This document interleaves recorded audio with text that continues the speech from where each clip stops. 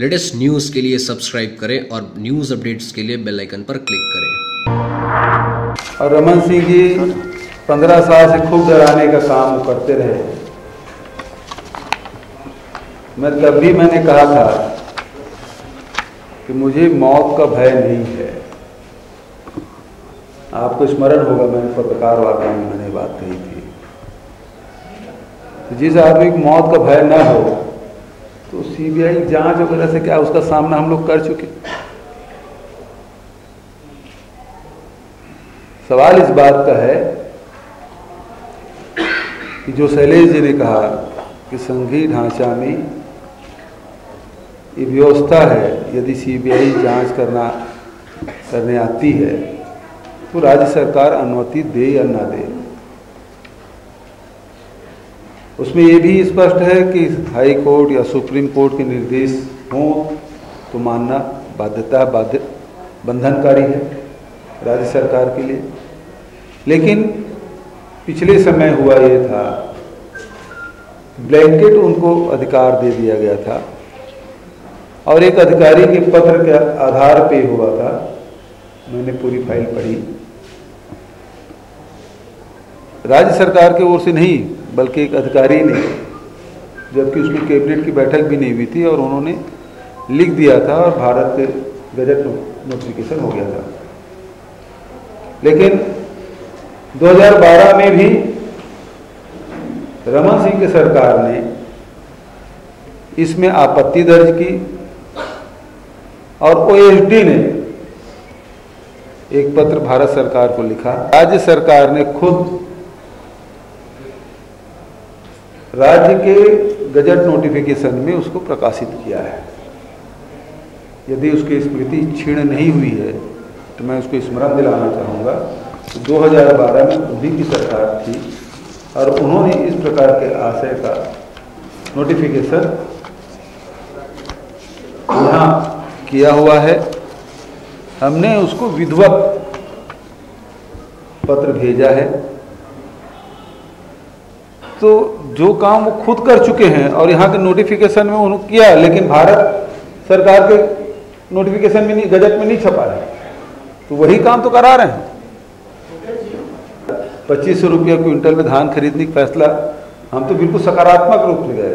जो हमारे राष्ट्रीय अध्यक्ष ने कहा कि ऋण माफी करेंगे, हमने किया है। दूसरा, 2500 रुपये में धान खरीदने का फैसला किया है।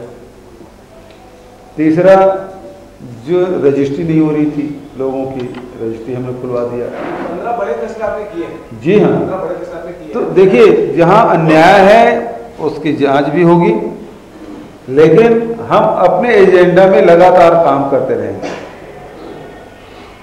हम उससे पीछे हटने वाले नहीं हैं। तो उससे मुश्किलें नहीं हो रही हैं? कोई मुश्किल नहीं होगी। जांच एजेंसी अलग है, वक्फ डिपार्टमेंट अलग है, सरकार की बहुत सारी एजेंसियां हैं, वो काम करती है। यहाँ यात्रा होगी और उसमें संभावित जो तिथि है वो 28 जनवरी को है।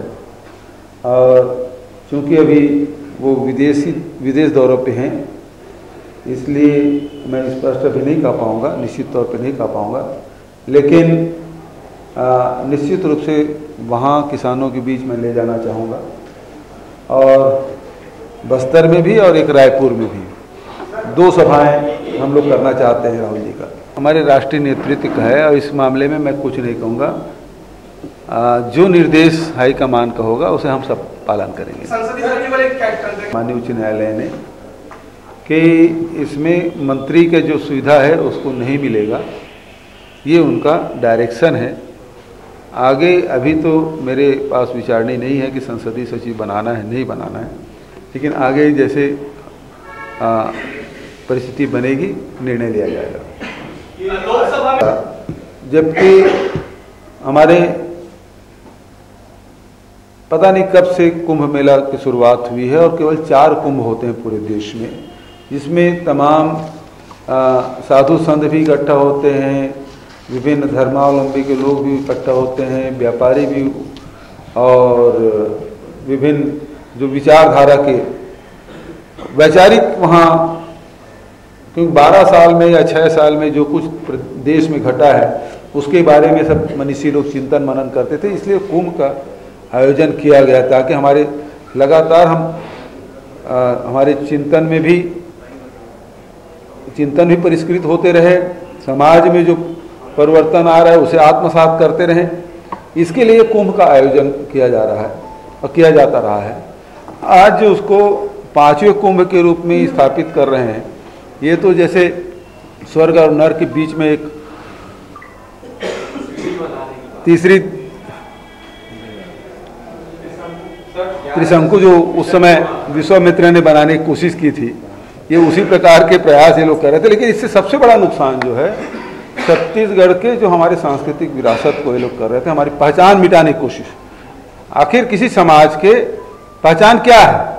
हमारे छत्तीसगढ़िया जो समाज है उसकी जो पहचान है उसमें एक प्रमुख हमारा मेला है, मड़ई है, मेला है, जहाँ धान कटाई होता है, दीपावली मनाते हैं, उसके बाद फिर पुन्नी मेला का दौर शुरू हो जाता है। हमारे महादेव घाट से शुरू होता है, फिर शिवरात्रि तक चलता है।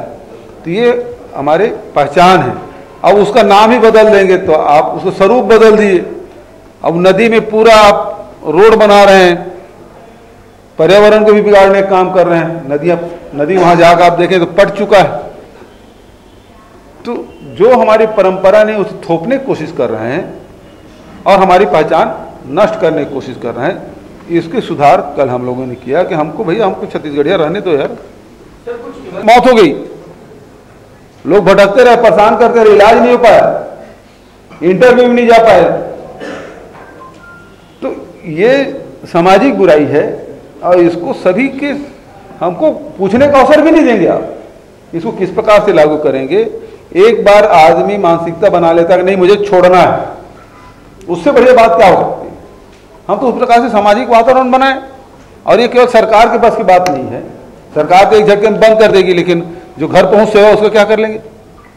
हमारी सीमावर्ती प्रदेश आप देखें, 6-7 प्रदेश लगे हुए हैं, कैसे आप कंट्रोल कर सकते हैं? तो जब तक के वातावरण नहीं बनाए तो ये काम मुश्किल है।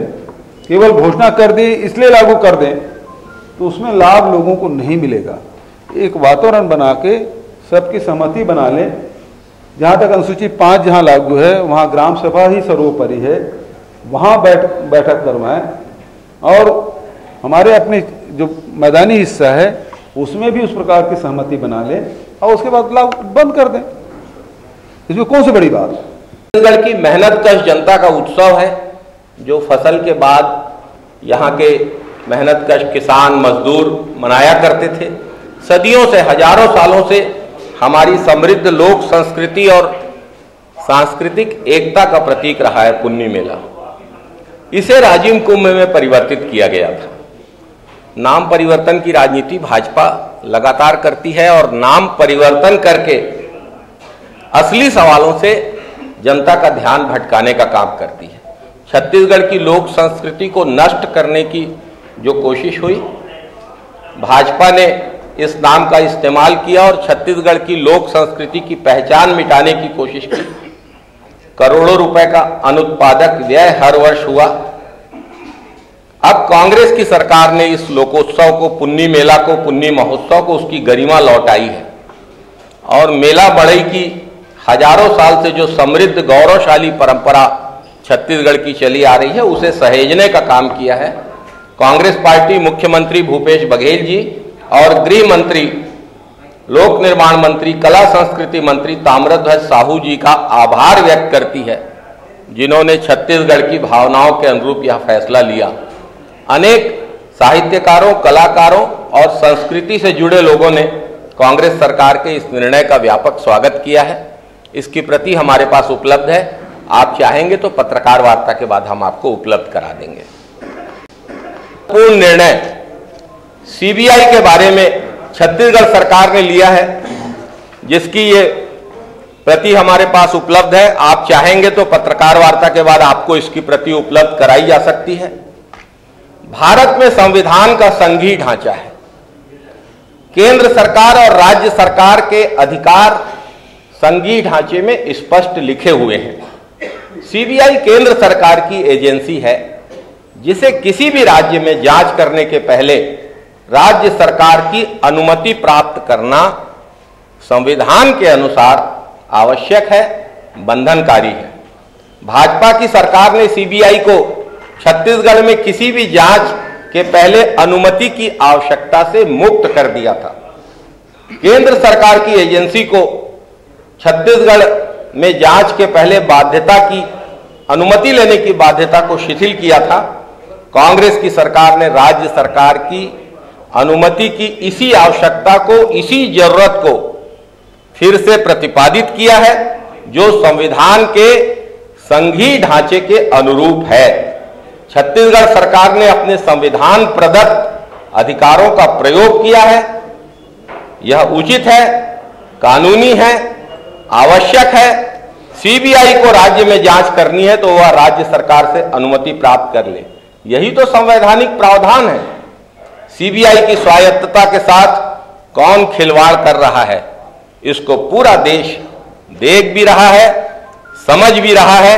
समाचार पत्रों में सारी बातें बखूबी आ रही हैं। छत्तीसगढ़ के स्वाभिमान के अनुरूप और संविधान के अनुरूप राज्य सरकार द्वारा, कांग्रेस सरकार द्वारा लिए गए इस निर्णय का कांग्रेस पार्टी स्वागत करती है। For more news updates, do subscribe, like, share and comment. Clipper 28